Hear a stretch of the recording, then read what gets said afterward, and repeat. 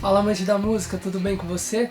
Hoje a gente vai falar sobre a música do Rashid, Como Estamos. Esse trabalho é do novo CD, A Coragem da Luz, com grandes participações como Mano Brown, Criolo, entre muitas outras. Eu acho que é um álbum muito foda. O que você achou do álbum? Eu achei fantástico. E eu tava até pensando em criar um novo quadro com a ideia de falar sobre CDs novos.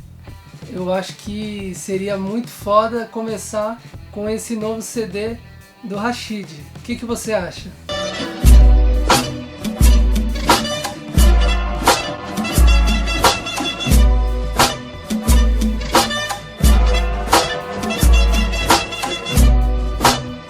Olha pra fora e diga como estamos. Como estamos. Logo de cara ele já te introduz a grande pergunta-chave que vai falar de toda essa letra.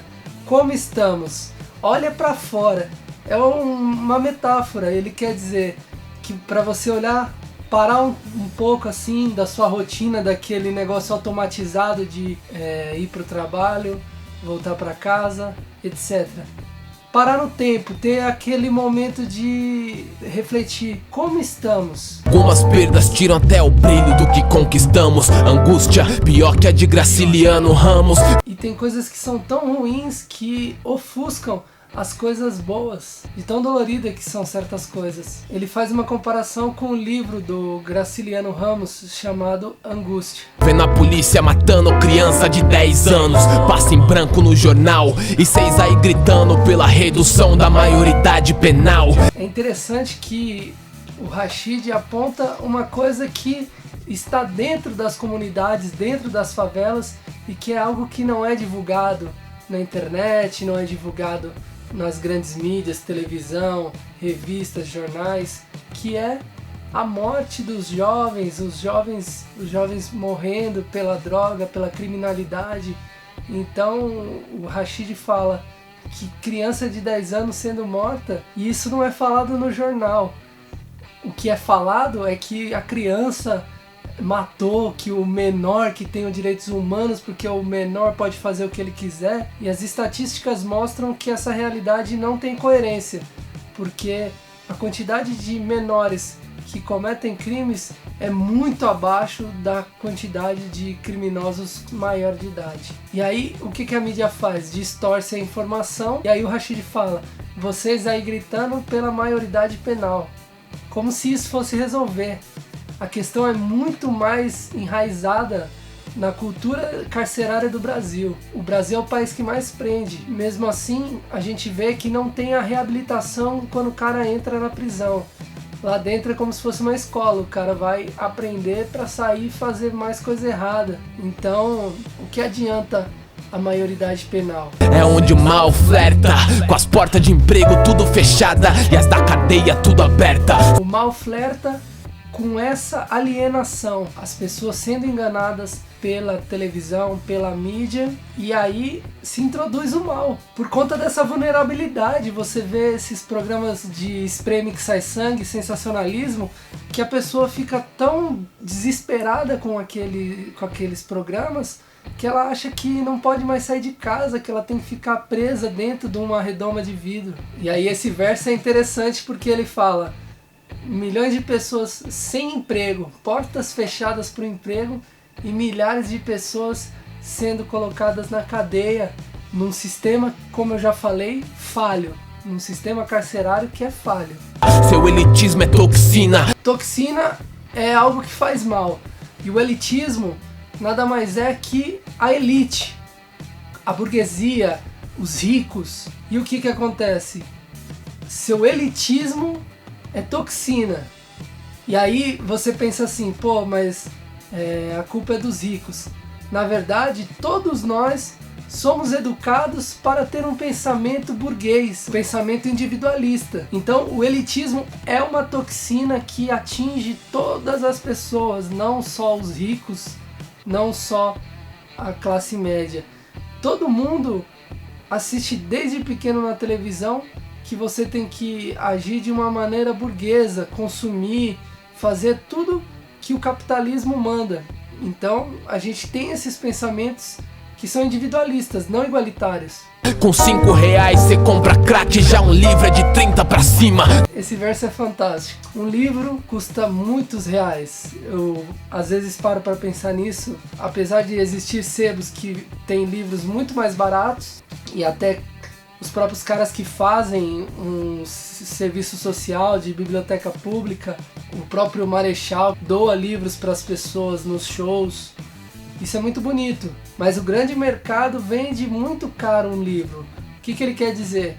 Que para o cara pegar uma droga numa biqueira, numa boca, é muito mais barato que o cara comprar um livro e ler e adquirir o conhecimento. É muito mais fácil comprar a droga do que ler um livro. Duvido que alguém pense no porquê da criança no farol, só querem mesmo é subir o vidro. Essa aí eu tenho certeza que você já passou por isso. Dói no peito quando eu escuto esse verso que o Rashid fala. A gente trata as pessoas na rua como se fossem estátuas. A gente vê um mendigo na rua e passa direto, finge que não conhece. A gente vê uma pessoa pedindo esmola na rua e a gente fecha o vidro com medo, achando que o cara vai te roubar. E às vezes é uma condição que o cara não gostaria de estar, mas de uma forma ou de outra ele chegou naquele estado. É numa dessa que uma lágrima corre, ele magre no corre. Continuando com o verso anterior, ele fala como se uma criança se sentiu mal com aquele vidro fechado e saiu chorando no corre. E o milagre não corre sem fé. É preciso acreditar e ter fé. Essa é a palavra. Acreditar, continuar no caminho certo pra conquistar. Quantos parceiros já não foram nessa pé, correndo atrás de um qualquer, uma nave, um chofer, mulher, pano e moto. Viveram bem, morreram rápido e hoje só sorriem nas fotos. É algum atalho na sociedade, só isso explica, as armas chegam antes das oportunidades. E aí ele quebra tudo falando que ele vê o tempo todo pessoas que estão sempre nesse consumismo, nesse pensamento elitista de consumo, de roupa da marca, de carro foda, de mulher gostosa. Então o cara tá com a cabeça sempre voltada para essas coisas materiais que não vão pro caixão, falando um português bem claro.